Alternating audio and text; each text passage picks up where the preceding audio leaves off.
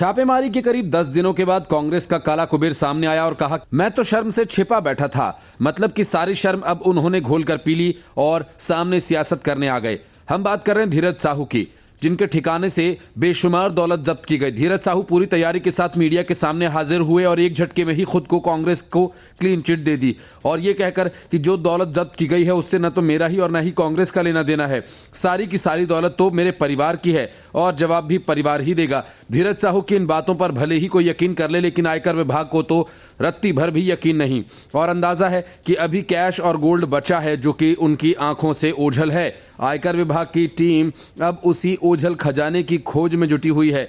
Income tax को इस बात की आशंका है कि जमीन के भीतर भी सोना छिपाया गया और इसी को ध्यान में रखकर आईटी डिपार्टमेंट ने सोने और आभूषण के गोल्ड की तलाश के लिए हाईटेक टेक्नोलॉजी की मदद ली। आईटी विभाग की ओर से जियो सर्विलांस सिस्टम का उपयोग किया गया।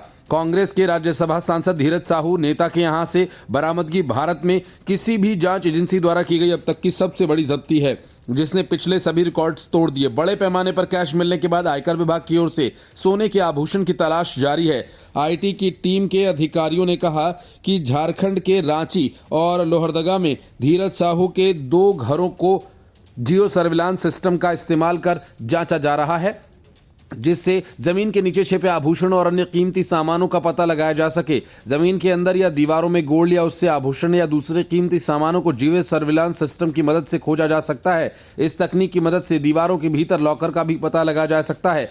आईटी की टीम अधिकारियों का कहना है कि इस सिस्टम की मदद से जमीन के नीचे छुपे आभूषण और दूसरे कीमती सामानों का पता लगाया जा सकता है। झारखंड की राजधानी रांची में धीरज साहू और उसके निवास पर मशीन की मदद से कोने कोने को खंगाला गया, जिसके ऊपर स्क्रीन पर चीजें नजर आ रही थीं। आयकर विभाग को जमीन के नीचे कुछ चीजें होने की आशंका थी। सुशीला निकेतन में टीम जब पहुंची तो कैंपस की पूरी लाइट को बंद कर दिया गया और उसके बाद आवास के अंदर बाहर बगीचा, सीवरेज पाइप, पार्किंग एरिया की जांच की गई और हालांकि इसके बारे में कोई जानकारी नहीं दी गई है टीम को क्या मिला, लेकिन आईटी की टीम अब भी वहां डेरा जमाए बैठी है और तलाश जारी है।